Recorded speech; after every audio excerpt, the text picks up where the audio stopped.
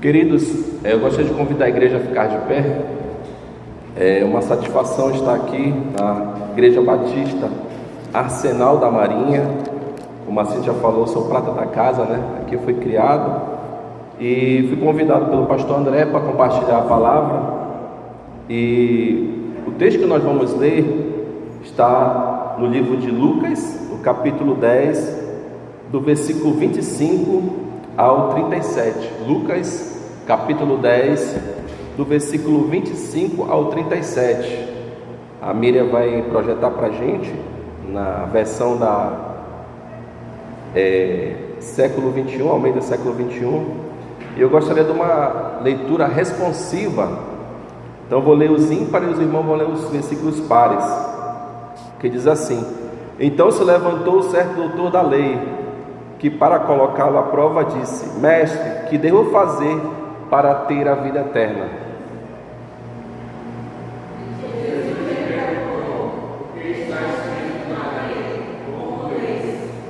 Ele lhe respondeu: Amarás o Senhor teu Deus de todo o coração, com toda a alma, com todas as forças e com todo o entendimento, e o próximo como a ti mesmo.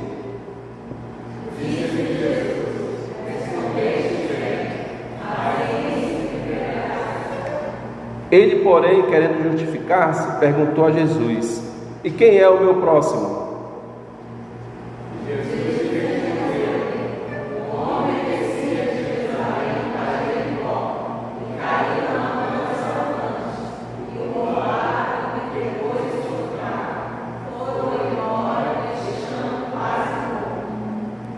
Por acaso um sacerdote descia pelo mesmo caminho e, vendo-o, passou longe.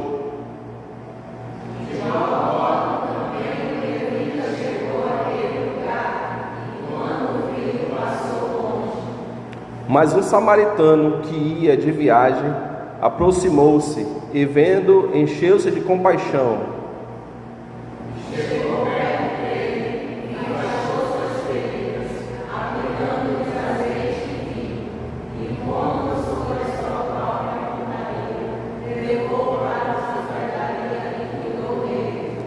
No dia seguinte, pegou 2 denários, entregou à hospedaria e disse: Cuida dele, quando voltar, te pagarei tudo o que gastares a mais.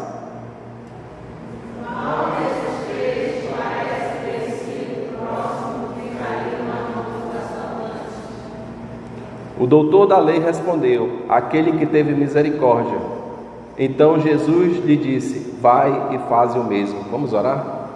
Senhor nosso Deus, nosso Pai, muito obrigado pela Tua palavra que foi lida, Pai. Que venhamos guardar, Deus, as Escrituras no nosso coração e que não venhamos apenas conhecer, mas colocar em prática, Deus, que seja, Deus, realmente a nossa vida aqui na terra, Pai. Abençoa a Igreja Batista Arsenal da Marinha, os seus trabalhos nesse ano de 2026, Pai, os seus projetos, tudo aquilo que ela tem, ó Deus, pensado, tudo aquilo que tem vindo do alto para que a igreja possa executar, Senhor. Sei que os desafios são muitos, mas que o Senhor possa estar capacitando a Tua igreja, Senhor, a olhar para esse texto e colocar em prática, Senhor, porque essa comunidade precisa e carece, ó Deus, da Tua palavra, e que o Senhor, Deus, nos abençoe nessa noite, falando realmente aos nossos corações, ó Deus. Dê um culto, ó Deus, onde o Teu Espírito Santo possa, Deus, colocar discernimento e sabedoria em cada um de nós e que nós possamos nos mover. É isso que eu te peço em nome de Jesus. Amém. Então, meus queridos, podem se assentar. Então, o tema de hoje é: com a parábola do bom samaritano, Jesus nos diz qual é o papel da igreja no mundo. Eu creio que os irmãos já têm visto outras mensagens que o pastor André disse que esse mês ia tratar sobre a igreja missionária, sobre o trabalho da igreja além das 4 paredes. E creio que a igreja tem aprendido. E quando nós olhamos para esse texto do bom samaritano, nós continuamos aprendendo. E se você tem 40 anos, você vai aprender. Se você tem 60 anos, você também vai aprender. Se você tem 15, você vai aprender. Porque a palavra do Senhor, ela não volta vazia, ela sempre tem um aprendizado para as nossas vidas. E a palavra do bom samaritano, escrita por Lucas, ela dá continuidade àquilo que Lucas quer que o povo entenda. O livro de Marcos foi escrito para os judeus, Mateus para os judeus, Marcos para os romanos, e Lucas foi escrito para os gregos e para os gentios, que somos nós, que não somos aquele povo de origem, mas a palavra chegou até nós.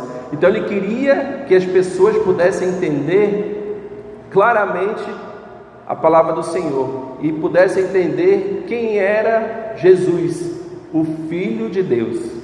Essa era a vontade de Lucas ao escrever o livro que tem por título o seu próprio nome, né? Ele queria que pudesse chegar até nós esse entendimento. E quando nós olhamos para o texto anterior, ele estava falando no 24, diz assim: pois vos digo que muitos profetas e reis desejaram ver o que vedes e não ouviram, e ouvir o que ouves e não ouviram. Então isso mexeu com o ego daquelas pessoas que estavam ali ao redor, né? Jesus chegava no local e mostrava ser conhecedor profundo da lei, que só os judeus eram detentores, que conheciam, só eles que eram detentores, né? E até hoje muitos acham que só eles conhecem, só eles que conseguem interpretar a palavra, né? A Torá, o Pentateuco, só eles podem ler, só eles são dignos. Então, a forma como Jesus abordava mexeu com o ego dos fariseus, dos saduceus. Todos eles estavam ali: quem é esse que está querendo nos ensinar? Então você vê durante todo o Novo Testamento, várias vezes, eles querendo pegar Jesus em pegadinhas, né? Fazendo perguntas capciosas.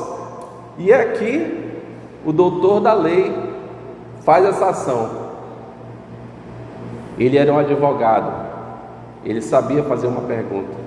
E se nós olharmos no capítulo 3 de Lucas, Jesus foi batizado, e ele foi, naquele momento que ele foi batizado, o Espírito Santo desceu sobre ele.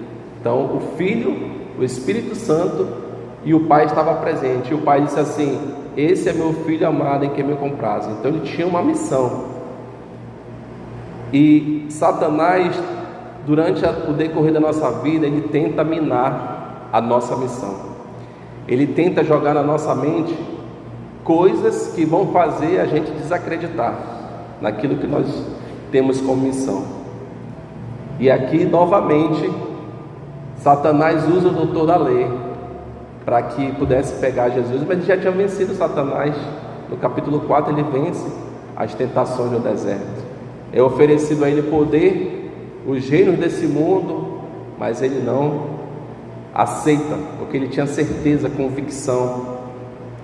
Então o doutor da lei, nesse momento aqui, querendo colocar a prova, diz: mestre, que devo fazer para ter a vida eterna? Jesus mexeu com o ego dele. Ele queria dizer: eu tenho cumprido a lei, eu sou doutor da lei, eu conheço desde a primeira palavra até a última. Vou ver o que ele vai falar. Agora imagina que Jesus estava perante uma multidão. Jesus estava explanando para pessoas. O público estava ali ao redor. Outros doutores da lei estavam também querendo saber o que Jesus ia falar. Mestre, que devo fazer para ter a vida eterna? O que ele esperava que fosse respondido? Não, você está bem. Você vem para a igreja aqui na quarta, né? Ou você vem sábado, você vem domingo de manhã, você está bem. Você deu o seu dízimo, né? Está tudo ótimo. Mas o Senhor vai muito mais além disso. E Deus vai ensinar aquele homem orgulhoso de que é preciso muito mais.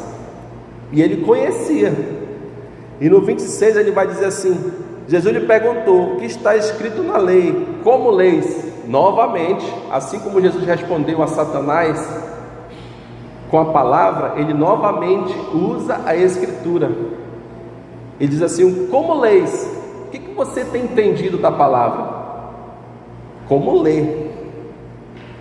Jesus novamente usa a palavra e ele responde: amarás o Senhor teu Deus de todo o coração, com toda a alma, com todas as forças e com todo o entendimento, e o próximo como a ti mesmo. Gostaria que a gente pudesse ir lá em Deuteronômio 5, do 7 ao 21. Deuteronômio 5, do 7 ao 21. Se a Mira puder projetar. Deuteronômio 5, do 7 ao 21. E aqui ele vai falar sobre os 10 mandamentos. É um texto muito grande, né? Mas se os irmãos, se a Miriam puder passar rapidamente, ó, o 7, na minha mão aqui, ó, o 7 vai falar sobre não terás outro Deus. O 8, não farás para ti imagem. O 11, Miriam, vai dizer, não tomarás o nome do Senhor teu Deus. 3, né? Guarda o dia do sábado. Então 4 que ele está falando que amará o teu Deus. Então significa que eu amo a Deus se eu cumprir esses 4. E o que mais ele falou? E o próximo como a ti mesmo. Então os próximos 6, que é o 16, Miriam, se a Miriam puder, 16, honra teu pai. 17, não matarás. 18, não adulterarás. Não furtarás. O 20, não dirás falso testemunho. E o 21, não cobiçarás. Ou seja, dos 10 mandamentos, 4 vão falar ama o teu Deus, e os outros restantes vão falar do amor ao próximo. Não matar, não adulterará, honrar pai e mãe, não furtar, não cobiçar a mulher do próximo. Ele conhecia, ele respondeu, ele sabia o que era a palavra do Senhor. E assim mesmo muitos de nós conhecemos a palavra de Gênesis, Apocalipse, conhecemos o que diz a Escritura, e o Senhor conhece o nosso coração, Ele sabe que nós sabemos, mas o Senhor quer muito mais, e Ele vai chegar no seu propósito final. E no 28 ele diz assim, disse-lhe Jesus, responder-te bem, faze isso e viverás. Então o resumo da lei significa amar a Deus sobre todas as coisas e ao próximo como a ti mesmo. E aqui nós podemos fazer uma aplicação para a nossa vida. Temos amado Deus, como Jesus fez uma pergunta a Pedro em João. Vamos aí folhear algumas folhas da Bíblia. João no capítulo 21,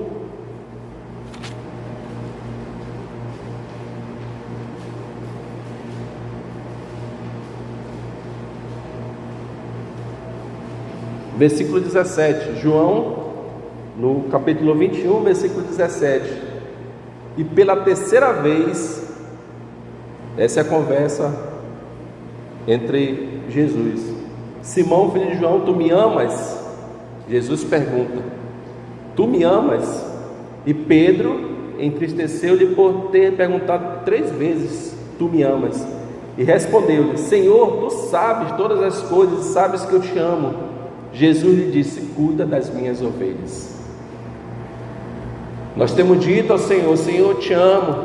O Senhor tem perguntado, meu filho, tu me amas?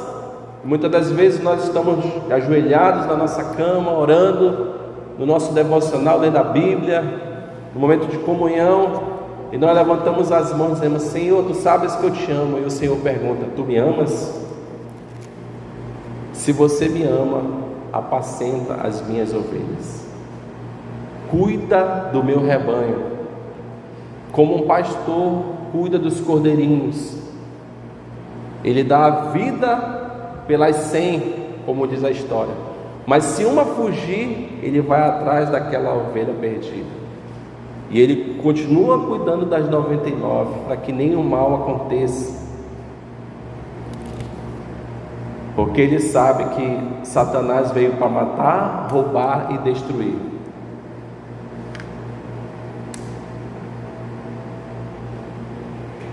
Tu me amas? Essa é a pergunta que o Senhor tem para fazer para nossas vidas hoje. Se nós amamos a Deus, precisamos fazer muito mais do que nós temos feito.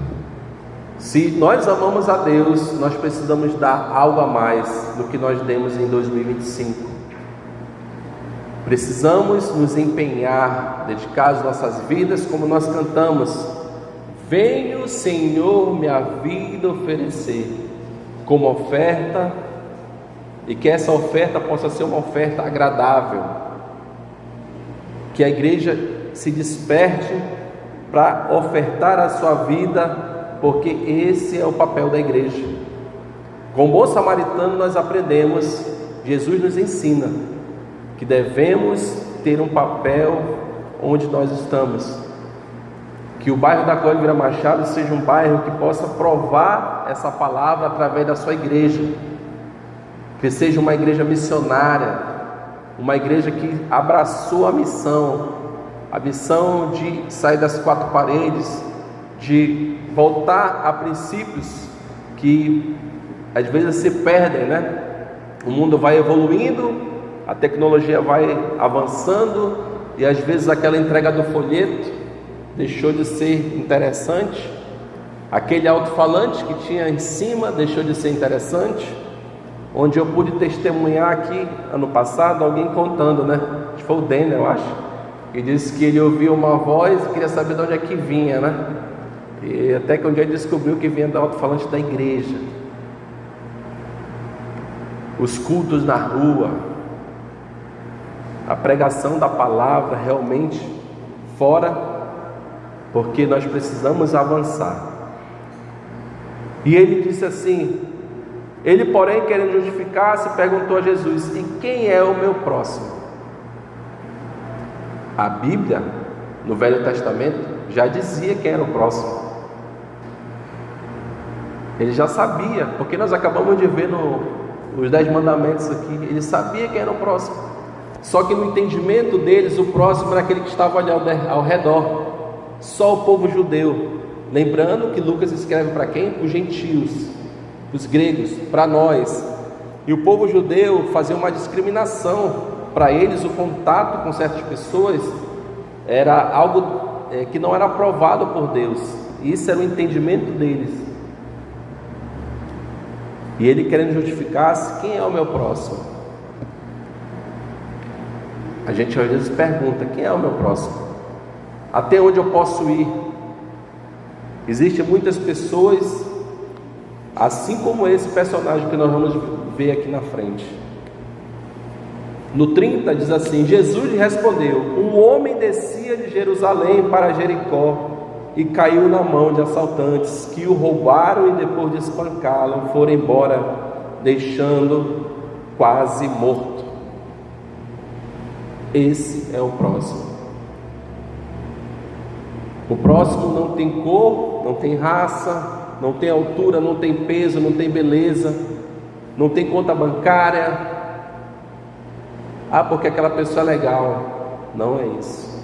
O próximo é toda a humanidade, independe se mora na colônia, ou na África, ou na Ásia. Todos nós somos o próximo de alguém. E o Senhor mostra que esse homem que estava caído ali é o próximo. Alguém caído, a própria palavra já diz, alguém que está no chão, alguém que não consegue se levantar, alguém que foi abatido pelo inimigo. Nós conhecemos alguém assim, que foi abatido pelo inimigo?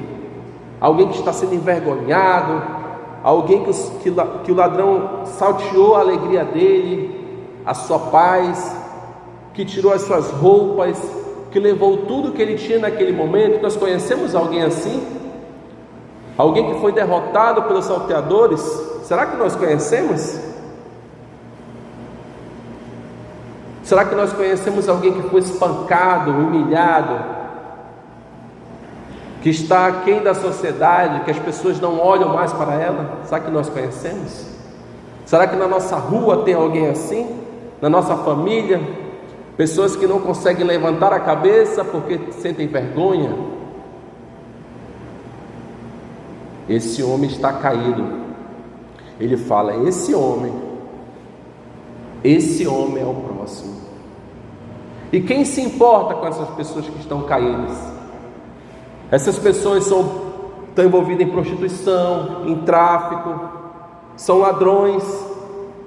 Essas pessoas são pessoas abandonadas, que foram destruídas pela sociedade, que estão sem paz, sem esperança. E ele está falando para o doutor da lei. Quem é o próximo? Todos nós conhecemos alguém que passa por uma situação dessa, que está caído, que está quase sem vida, quase morto, abandonado pela sociedade, abandonado pela igreja. E muitas das vezes a igreja não tem se envolvido. Eu avisei, não posso fazer mais nada. E o Senhor não nos ensina isso. O Senhor, na sua palavra, nos ensina que nós devemos fazer como Pedro, a orientação que ele deu para Pedro: tu me amas? Apacenta as minhas ovelhas, cuida daqueles que precisam. E no 31, ele diz assim: por acaso um sacerdote descia pelo mesmo caminho e vendo passou longe.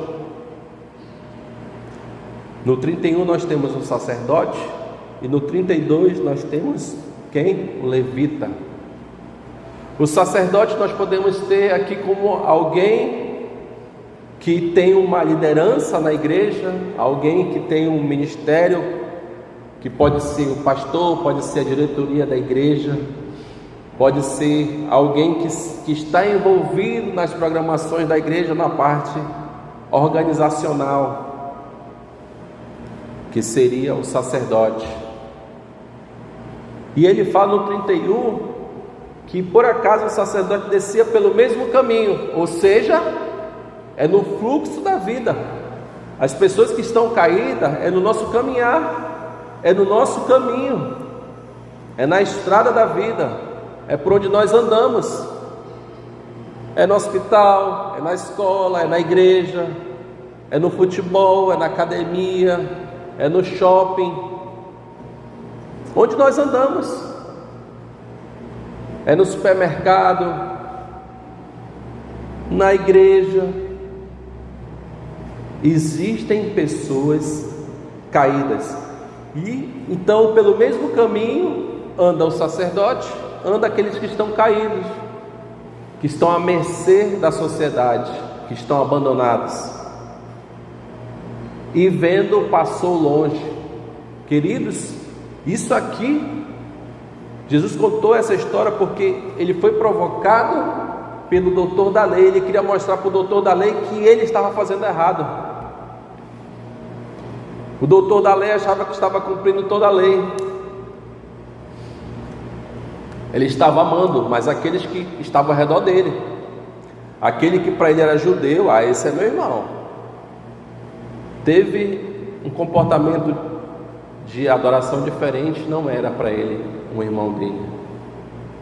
E Jesus estava mostrando para ele que o mesmo as pessoas do seu povo não estavam amando, porque segundo os estudiosos, esse homem que estava caído era um judeu,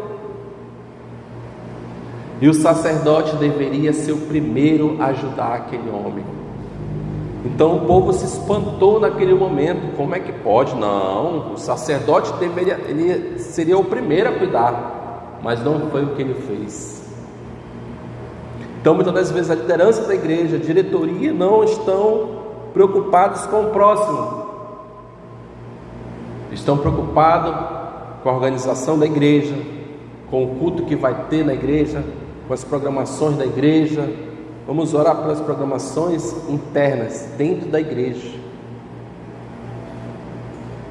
E o mundo lá fora clama, as pessoas lá fora estão clamando: Senhor, me ajuda, Pai, eu não sei o que fazer. E muitas pessoas não conseguem nem clamar como esse homem. Ele estava caído, quase morto. Alguém precisava identificar que ele estava morto. Nós temos conseguido identificar as pessoas que estão quase mortas? Ou nós vamos dizer assim: não, deixa morrer logo isso daí. Precisamos identificar as pessoas que clamam e aqueles que estão quase morrendo, que não conseguem nem abrir a boca, mas você sabe que ela precisa do alimento espiritual. É tipo alguém, quando você olha para a pessoa está raquítica, anêmica, você identifica que ela precisa de um prato de comida, que ela precisa do alimento. Então, quando você aproxima de alguém, também você consegue identificar se essa pessoa está bem espiritualmente, pela conversa, pelos lugares que ela frequenta. E o Senhor nos alerta para que nós não venhamos ser como o sacerdote, que estava preocupado porque ele ia para a igreja para estar o culto, que não podia se atrasar, precisava chegar na hora, e as pessoas no meio do caminho estão aí a perecer, quase mortas. E o que a igreja tem feito? O 32, de modo igual também um levita chegou àquele lugar e quando viu passou longe. Então ele está colocando aqui numa cadeia de hierarquia que o sacerdote está acima um pouco do levita. E o levita era alguém que prestava culto no templo também. O levita talvez tivesse com pressa para ensaiar, para passar as músicas. Chegou àquele lugar e quando viu, passou longe, teve o mesmo comportamento. O levita se aplica de repente aqui a ministérios da igreja, que fazem várias programações para dentro da igreja, e o povo lá fora, que clama, que precisa. Às vezes nós fazemos banquetes apenas para a gente comer, e não nos importamos que as pessoas possam estar aqui também para ouvir. É tipo a história daquela pessoa que compra para si, e às vezes sobra comida e ela joga fora.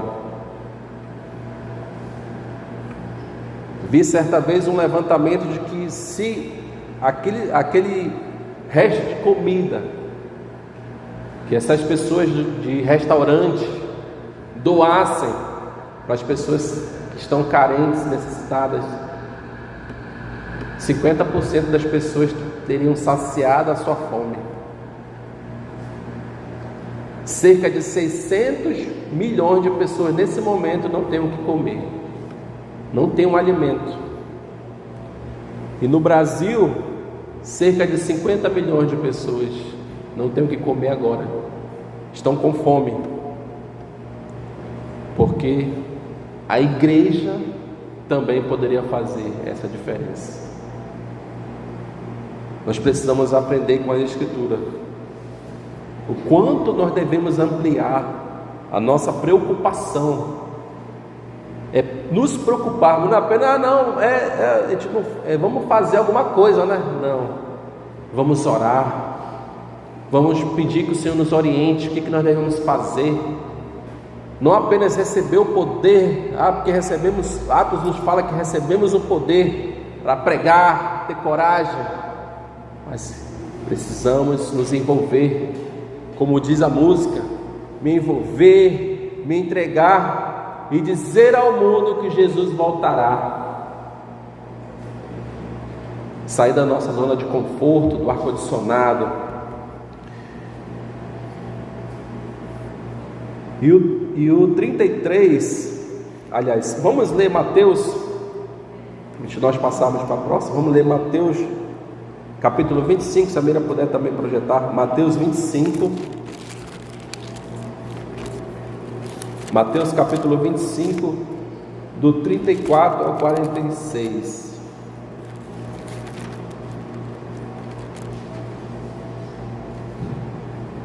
Eu gostaria que toda a igreja lesse, tá? Eu gostaria que nós lêssemos realmente a palavra do Senhor nesse texto de Mateus 25, do 34 ao 46. Vamos ler? Já está projetado aí, né, Emília? Vamos lá, 34. Então o rei dirá, velho à sua direita, vinde benditos de meu Pai, possuí por herança o reino que vos está preparado desde a fundação do mundo. porque tive fome, me deste de comer, tive sede, me deste de beber, era estrangeiro e me acolheste, precisei de roupa e me vestiste, estive doente e me visitaste, estava na prisão e foste visitar. Então os justos lhe perguntarão: Senhor, quando te vimos com fome e te demos de comer, ou com sede e te demos de beber? Quando te vimos como estrangeiro e te acolhemos, ou precisando de roupa e te vestimos? Quando te vimos doente ou na prisão e fomos visitar-te? E o rei lhe responderá: em verdade vos digo, que sempre que o fizeste a um desses meus irmãos, ainda que o dos mais pequeninos, a mim o fizeste. Então ele dirá também aos que estiverem à sua esquerda: malditos, afastai-vos de mim para o fogo eterno, preparado para o diabo e seus anjos. Pois tive fome e não me deste de comer, tive sede e não me deste de beber, era estrangeiro e não me acolheste, estive nu e não me vestiste, doente na prisão e não me visitaste. Então eles também perguntarão: Senhor, quando te vimos com fome ou com sede, ou estrangeiro, ou sem roupas, ou doentes, ou na prisão, e não cuidamos de ti? E ele lhe responderá: em verdade vos digo, que sempre que o deixaste de fazer a um destes mais pequeninos, deixaste de fazê-lo a mim. E eles irão para o castigo eterno, mas os justos irão para a vida eterna. Queridos, a palavra do Senhor, ela sempre tem textos relacionados, para que não fique apenas isolado. E as pessoas continuam perguntando: Senhor, quando foi que eu fiz isso? E o Senhor nos mostra aquela pessoa que teve fome, aquela pessoa que teve sede, aquela pessoa que precisou de abrigo, aquele que estava preso. Quando fizeste a um desses pequeninos, fizestes a mim. A pergunta que soa: igreja, tu me amas? Apacenta minhas ovelhas, cuida das minhas ovelhas, cuida de todos aqueles que precisam. E o Senhor tem uma recompensa para cada um. Aqueles que têm cuidado vão para onde? Acabamos de ler? Para direito. E para aqueles que não têm cuidado das suas ovelhas, para onde é que eles vão?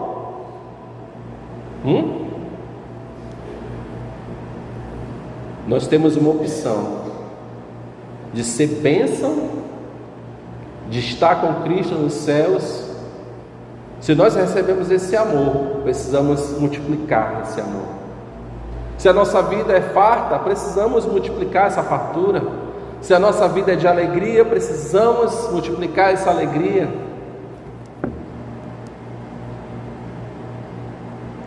E sempre que deixaste de fazer a um desses, deixaste de fazê-lo a mim. E o castigo será eterno.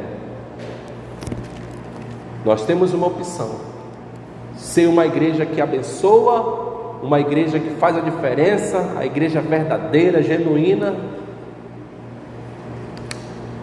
ou aquela igreja que está parada. O Senhor nos alerta para que nós sejamos uma igreja alerta, uma igreja firme, convicta dos seus pensamentos, do que a Escritura nos ensina. 34 vai dizer: e ele chegou perto dele, enfaixou suas feridas, aplicando-lhes azeite e vinho, e pondo sobre a sua própria montaria, levou para uma hospedaria e cuidou dele. O que nós podemos aprender no versículo 34, igreja? E chegou perto dele. A igreja, os membros precisam chegar perto.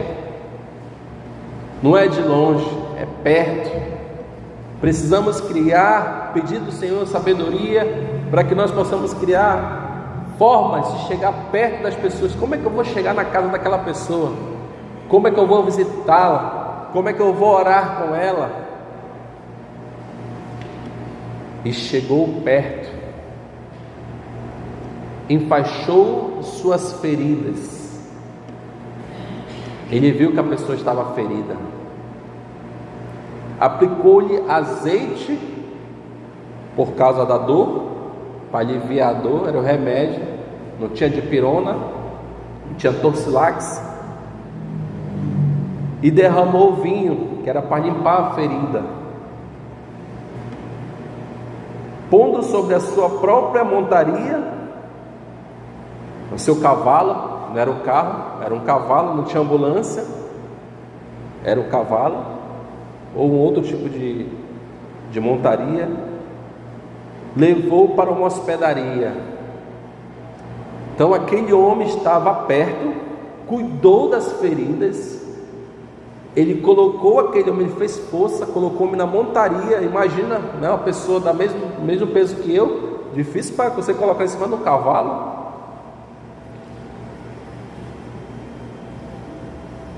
E ainda foi andando.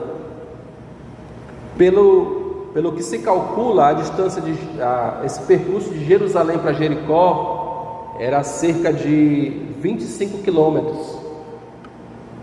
E era uma subida ou uma descida, né? De cerca de 1000 metros de altura. Aí vocês imaginam, né? Esse homem ainda foi andando, não era rua asfaltada, era o deserto, deveria estar quente. E aquele homem não teve medo dos desafios, porque talvez o sacerdote e o levita tenham pensado: ai, mas se eu parar aqui, isso aqui é uma área de ladrões, eu posso ser atacado. Ah, não vou entrar aqui porque aqui é área vermelha. Ah, não, eu não vou lá não, porque é perigoso, aqui o pessoal assalta. Ele não teve medo, ele foi audacioso, ele se abaixou, cuidou daquele homem, fez força, foi caminhando por cerca de 6 horas, 8 horas, numa estrada, e levou para uma hospedaria. Muito evangelista tem esse papel. Ele vai, faz a captação do doente, traz para dentro da igreja, e a hospedaria muitas das vezes se torna a igreja. E cuidou dele, para que essa pessoa seja cuidada.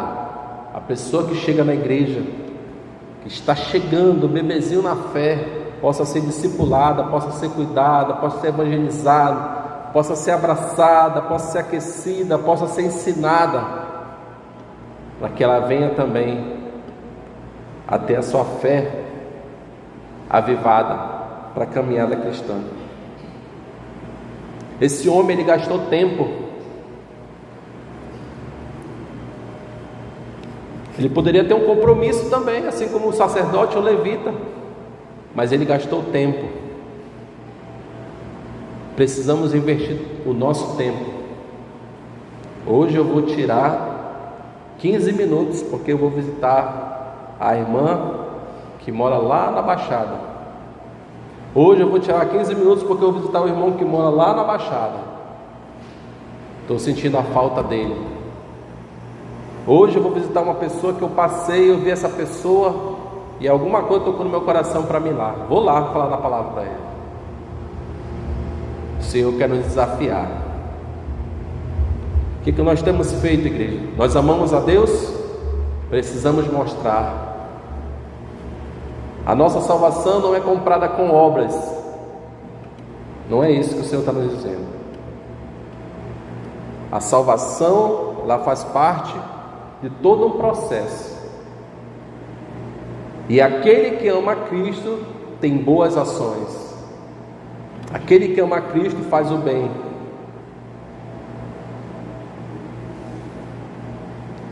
E o 35 vai nos dizer: no dia seguinte pegou 2 denários, entregou ao hospedeiro e disse: cuida dele, quando voltar te pagarei tudo o que gastares a mais. Ou seja, aquele homem dedicou tempo e agora ele dedicou o quê? Verba, dinheiro. Não é à toa que a igreja tem trabalhos missionários. Não é à toa que a igreja investe em missões estaduais, em missões nacionais, em missões mundiais. Porque é preciso também investir dinheiro. Aquelas pessoas que precisam do evangelho também precisam comer, precisam de um remédio. Eu lembro que quando eu era tesoureiro da igreja, o pastor sempre falava assim: precisamos de tantos reais para comprar remédio para a irmã fulana de tal. Aí eu: tá bom, pastor. Precisamos de remédio para comprar, de dinheiro para comprar remédio para o irmão fulano de tal. E assim era feito. A igreja, ela cuida espiritualmente e socialmente. Igrejas que vão mais além, que às vezes tem, no tempo que nós tínhamos escola, que poderia surgir vagas de trabalho para pessoas trabalharem, né? Igrejas que têm hospitais como o Adventista, que muitas pessoas que trabalham lá são da igreja Adventista. Então a igreja precisa investir. A igreja precisa, aquele dinheiro que é ofertado, às vezes precisa ser investido em missões. A obra missionária, às vezes pode começar com uma simples distribuição de sopa. Vamos distribuir sopa. Isso aqui é só uma ideia, né? Talvez alguém tenha ideias aí para trabalhar com a verba na igreja. E nós precisamos colocar em prática. Precisamos investir. Talvez alguém não tenha o dinheiro para vir para a igreja, transporte. Você pode ajudar essa pessoa para que ela possa vir para a igreja. Talvez essa pessoa não tenha uma roupa para vir para a igreja. Você pode ajudar essa pessoa. Talvez aquela pessoa estava tão fraca que ela não teve o que comer naquele dia e não conseguiu nem levantar para vir para a igreja. E nós só vamos descobrir isso se nós nos aproximarmos, como diz o texto. Aquele homem se aproximou. O samaritano, que era o homem que era menos esperado, acabou tomando ação de poder cuidar daquele homem. E o 36, a pergunta final: qual desses três te parece ter sido o próximo que caiu nas mãos dos assaltantes? É a pergunta que Jesus faz. E o doutor da lei, ainda orgulhoso, ele deveria responder: o samaritano. Mas ainda orgulhoso, o que ele respondeu? Aquele que teve misericórdia. Tu já pensou?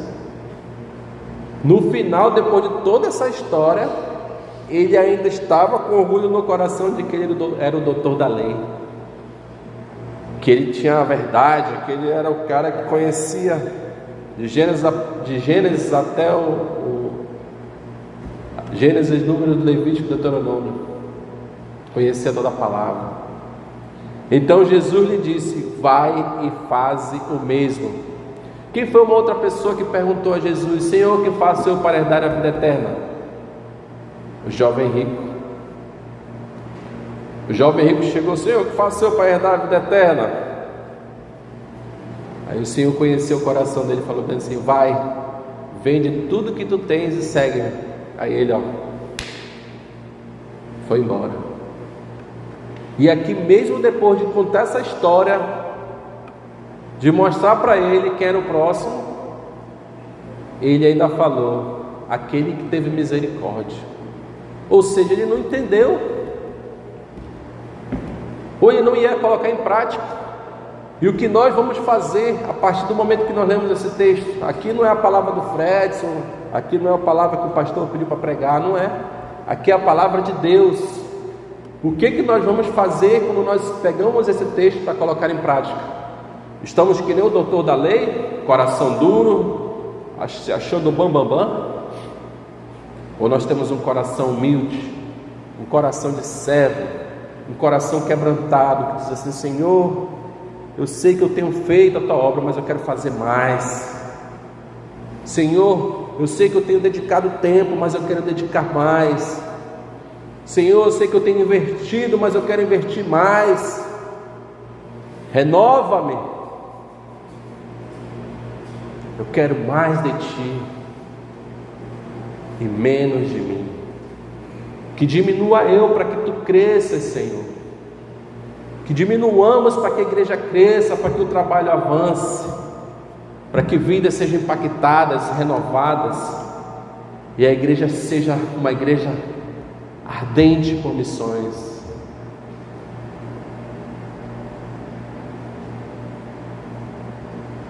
Jesus nos ensina: vai e faze o mesmo. Eu coloquei essa... Everton, dá para te apagar rapidinho aqui, só para te enxergar bem o que está ali no fundo?